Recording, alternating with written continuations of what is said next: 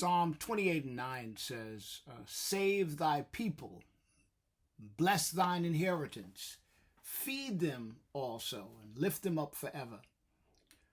There's an old African proverb, and it goes like this. It says, a wise man is walking through the jungle with his grandson. He bends down and he tells the boy, he says, in life there are always two lions. One is a good lion, the other is an evil lion. The good lion is kind and generous. He wants peace, protects his brother, guards its land. He wants the best for everyone. But that evil lion is selfish. He's a cheat. He tries to trick everybody into giving him their stuff. His ultimate goal is actually to kill, steal, and destroy. And every man has these two beasts inside of himself, and they're always fighting to the death. The little boy looks up at Grandpa and says, Grandpa, you mean I too have got these two lions fighting within me? And he says, which lion will win the battle? The old man responds, the one that you feed. The one that you feed. I want you to think that the Christians have this difficulty in seeing themselves as combinations of light and dark and good and evil, because every man subconsciously actually has a beast that prowls on the inside. You know, we don't admit it, but everyone starts to wonder, to question whether we're good enough or strong enough or smart enough. Now we can be strong and ripped and muscular on the outside, but the true battle is always on the inside. It's in our minds. And that's where these two beasts, good and evil, that's where they fight. That's where they battle. And the question that the proverb asks is, which one do you feed? Plato has this quote. I remember it says, life is like a charioteer struggling with two headstrong horses pulling in each direction. Which one do you feed? Let me just say this. None of us are where we want to be, where we should be, where we ought to be. All of us should be trying to get better. All of us should be trying to grow. Yeah, I know we want to get to a place, but actually we need to get to a place where we are always growing, getting better. Because when you stop growing, yeah, I want to get to this place, but when I stop growing, I start dying. My pastor, in fact, just said that quote just today.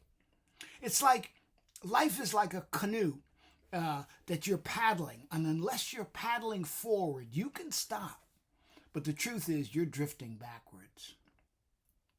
So the question that we ask is, what is it that you're feeding? What is feeding your growth? The Bible speaks of this concept using the metaphor of feed and seed and growth over and over and over again. In fact, the King James Version probably uses the word feed, F-E-E-D, 95, almost 100 times, right? And that's because, well, in the Bible, it's used to mean not just feed, but it's used to mean rescue or empower or resuscitate us, to strengthen us, to build us up so that we can accomplish the tasks that God is assigning to us that are within his will. God feeds us, it says, literally, practically, mentally, spiritually, as part of a process to strengthen and empower us, to move us from our static state of depression, of doing nothing and idleness, into a lifestyle that flourishes because of its productivity, it's joyous, it's satisfaction, but it's satisfying because it moves from level to level, from glory to glory. We talk about putting we talk about putting wood on the fire, right? And what is putting wood on the fire? It's feeding the fire.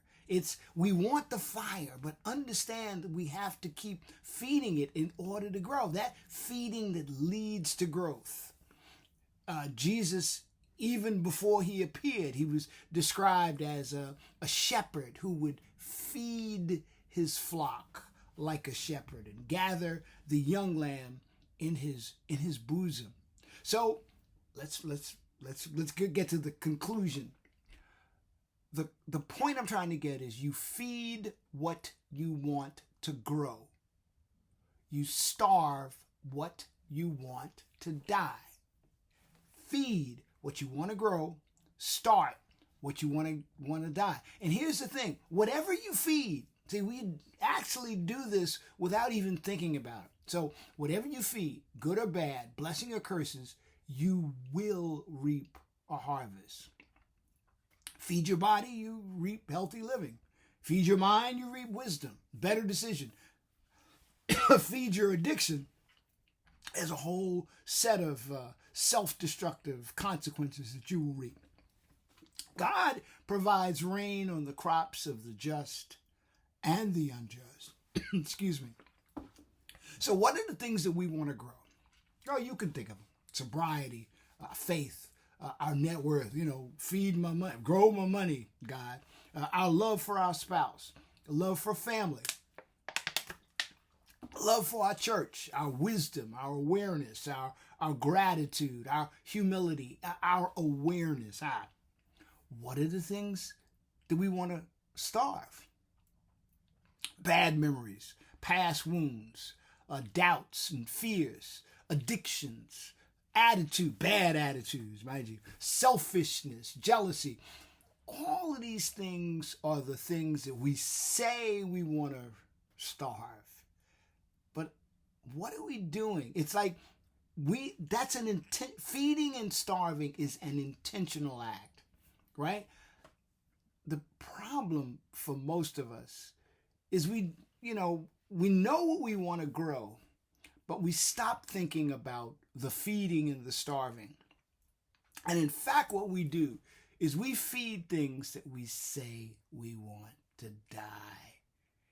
We feed things unconsciously, subconsciously, that we actually want to die, because the things that we say we want to die, they're actually our passion, our flesh.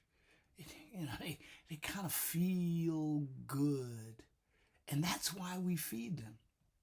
So I need for us to stop being co-conspirators in our own destruction and own bondage by feeding the things that we actually want to die, and start consciously in our thoughts and in our intentions feeding the things that we want to grow, and starving the things that we want to die.